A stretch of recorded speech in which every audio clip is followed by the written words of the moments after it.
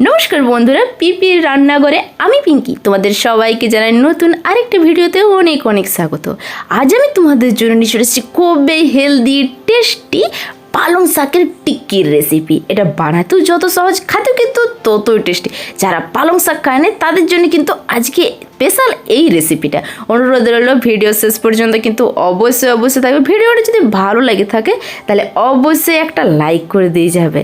তাহলে অনুরোধ রইল ভিডিও শেষ পর্যন্ত থাকার। পালং শাকের এখানে টিক্কি করার জন্য আমি নিয়েছি পালং শাক, 250 গ্রাম পালং শাক নিয়েছি। পালং শাকটাকে ধুয়ে ভালো করে পরিষ্কার করেছি। আর দেখতে হচ্ছে কিন্তু আমি মোটা ডাটা রাখিনি, মোটা ডাটাগুলো বাদ দিয়েছিলাম আর কচি কচি ডাটাগুলোই আমি নিয়েছিলাম। এইখানে নিয়েছি 200 গ্রাম মটরশুঁটি। মটরশুঁটিটাকে ছাড়াই ভালো করে মটরশুঁটির পিসটা বের করে নিয়েছি।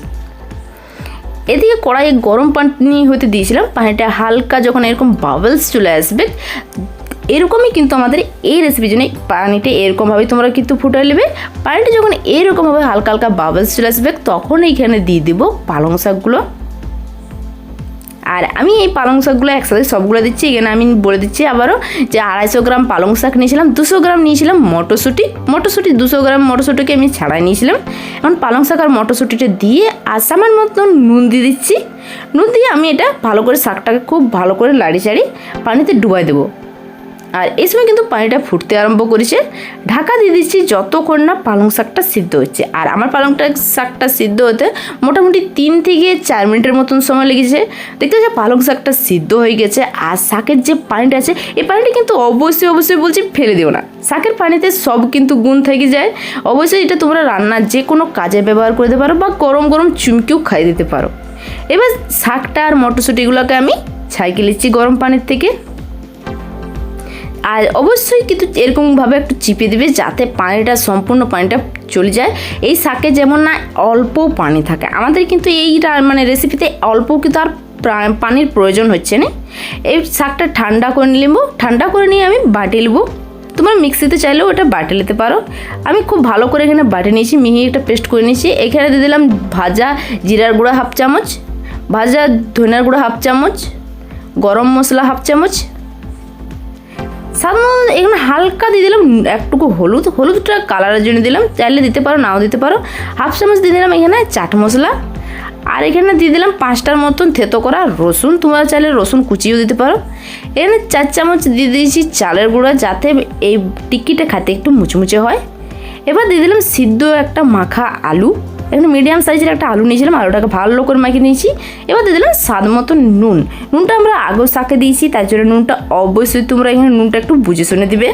এবার দিয়ে দিচ্ছি বেসন। আর আমি নিয়েছি এখানে মোট 150 গ্রামের মতন বেসন। তার অর্ধেকটা বেসন দিয়ে আমি প্রথমে এখানে আগে শাকটাকে মাখিয়ে নেবো। আর আমি আবারও বলে দিচ্ছি আমাদের এই রেসিপিতে পানির কোনো প্রয়োজন হচ্ছে না। এটা শুকনো অবস্থায় মাখিয়ে নেবো। মাখতে দেখবে এরকম হয়ে যাবে।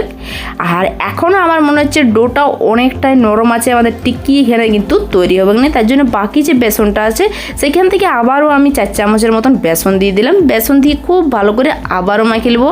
আর আমাদের এই রেসিপির ডোটা হবে একটু টাইট, আটা যেরকম ভাবি মাখি তার থেকে কিন্তু নরম হবে। এবার 2 হাতে ভালো করে তেল লাগাই নেবো। তারপর টিক্কিগুলো সেপ দেবো হাতে গোল গোল করে বেশ কিছুটা নিয়ে এরকমভাবে চ্যাপটা করে দেবো। চ্যাপটা করে নিয়ে মানে 4-5টা সমান করে যে মানে আমাদের মিশ্রণটা আছে চারপাশে ছড়াই দেবো। দিয়ে তারপর টিক্কির আকার দিয়ে দেবো। তোমরা চাইলে তোমাদের যে কোনো মানে মনের মতন আকার দিতে পারো। এরকমভাবে সব টিক্কিগুলো বানাই নেবো। আর যদি এখানে আমাদের এই যে মিশ্রণটা পাতলা হয়ে থাকে তাহলে কিন্তু তোমাদের টিক্কিটা বানাতে প্রচুর অসুবিধা হবে আর টিক্কিটা ভেঙে যাওয়ার চান্স আছে। তার জন্য অবশ্যই যখন এটা তোমরা মাখবে তখন খুব সাবধানে একটু ভালো করে মাখবে। মানে বেশি নরমও মাখিও না, তাহলে কিন্তু হবে না। আর বেশি শক্ত মাখলেও হবে না। আমরা যেরকমভাবে আটা মাখি তার থেকেও কিছুটা নরম থাকবে। এরকমভাবে কিন্তু তোমাদেরকে এই পালং শাকের মিশ্রণটা মাখিয়ে নিতে হবে। আমি এখানে সব টিক্কিগুলো তৈরি করে নিয়েছি। আর দেখতে পাচ্ছি কী সুন্দর দেখাচ্ছে। আর এটাতে আরও একটু বেশি যাতে সৌন্দর্যটা আসে তার জন্য আমি উপর থেকে দিয়ে দিচ্ছি আধটা করে কাজু বাদাম। এটা দেখতে কিন্তু খুব সুন্দর লাগবে। এটা সাথে সেরকম কোনো মানে পার্থক্য নেই।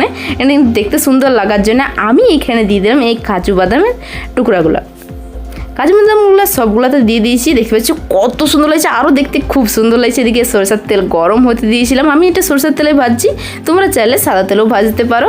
তেলটাকে কড়াইয়ের চারপাশে লাগাই দিয়েছি। এবার তৈরি করা টিক্কিগুলো আমি গ্যাসের আঁচটা লোতে রেখে নিয়ে আমি একটা করে টিক্কি ছাড়িয়ে দেবো।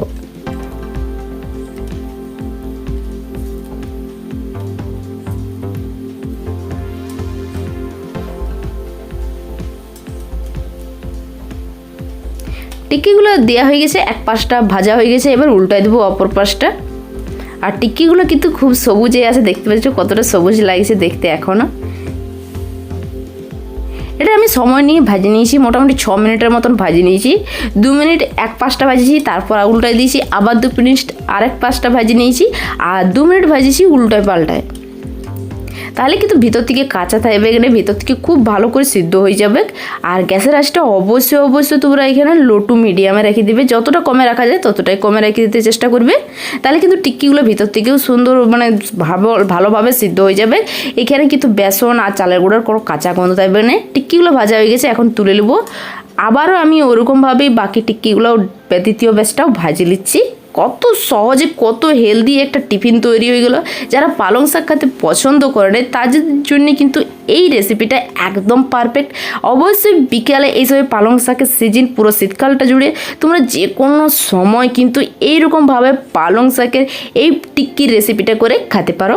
আর এই ভিডিওটা দেখে যদি বানাও তাহলে আমাকে কিন্তু কমেন্ট করে জানাবে যে তোমাদের টিক্কিটা কীরকম হয়েছিল, খাতি কতটা ক্রিস্পি হয়েছিল, আমাকে এটা জানাবে।